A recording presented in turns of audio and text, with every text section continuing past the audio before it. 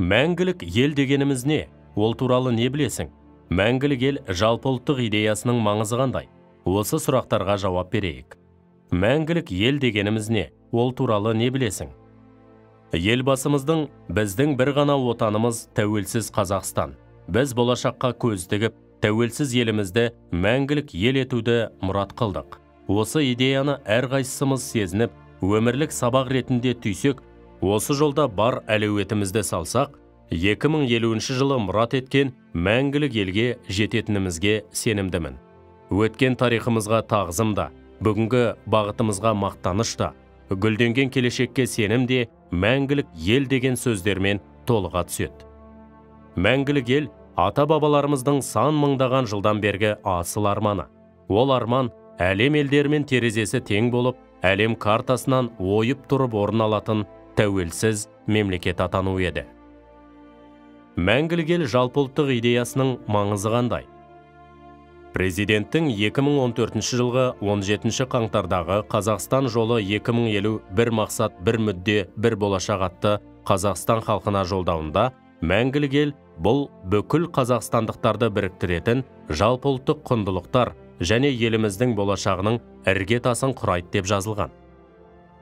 Мәңгілік ел ұлттық идеясының 7 басты құндылығы. Бірінші, Қазақстанның тәуелсіздігі және астана.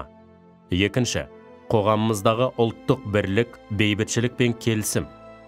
Үшінші, зайырлы қоғам және жоғары руханият. Төртінші, индустрияландыру мен инновацияларға негізделген экономикалық өсім. Бесінші, жалпыға ортақ еңбек қоғамы. Алтыншы, тарихтың, мәдениет пен тілдің ортақтығы. Жетінші, еліміздің ұлттық қауіпсіздігі және бүкіл әлемдік өңірлік мәселелерді шешуге жаһандық тұрғыдан қатысуы. 2016 жылы 26 сәуірде Қазақстан Халқы Ассамблеясының тәуелсіздік, келісім, болашағы біртұтас ұлт атты 24 сессиясында мәңгілік ел патриоттық актісі қабылданды. Қазақстан Республикасының президенті Нұрсұлтан Әбішұлы Назарбаев мәңгілік ел патриоттық актісі бұл қазақстандықтардың біртектігі мен бірлігінің ауқымды да бірегей генетикалық бағдарламасы деп атап көрсетті. 2018 жылы президент Нұрсұлтан Әбішұлы Назарбаевтың қазақстандықтардың әл-ауқатының өсуі, табыс пен тұрмыс сапасын арттыру атты жолдауы мен ұлы даланың 7 қыры атты мақаласы шықты. Мәңгілік ел жалпы қазақстандық ортақ шаңырақтың ұлттық идеясы, әрі бабаларымыздың асыл арманын, аманатын жүзеге асыру. Яғни мәңгілік ел болу, шектеусіз ғұмыры бар, тәуелсіз, тұғыры биік, ғылым білімі дамыған, бірлігі жарасқан қабілетті ел болу үшін болашақ ұрпағымыз осы негіздегі мықты идеологияны бойына сіңіруі қажет.